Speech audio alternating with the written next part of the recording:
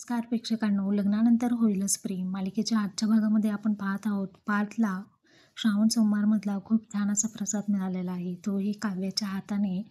काव्याने त्याला भरवलेला आहे. तो कसा ते आजच्या व्हिडिओमध्ये आपल्याला गंमत-जंमत पाहायला मिळणारच आहे.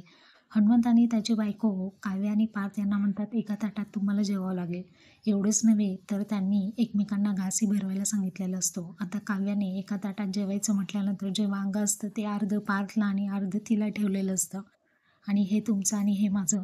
त्यावरची पार्थला हनुमानची बायको म्हणते, संसारामध्ये तुझं माझं काही नसतं. जे काय आहे ते आपलं असतं. चला भरवा पटकन. आता त्यांना फोर्सफुली एकमेकांना भरवायला सांगतात. काव्याने पार्थला भरवल्यानंतर त्याचा आनंद तर गगनातच मावत नसतो. तो म्हणतो, देवा, तुझा कोणताही उपवास न करता मला असा प्रसाद रोज मिळणार असेल तर धन्य आहे. अशीच दरड अधूनमधून कोसळत जा, कारण माझ्या संसाराची गाडी मी एकटाच हाकतोय. अशी दरड कोसळल्यामुळे मला समाधानच मिळणार आहे.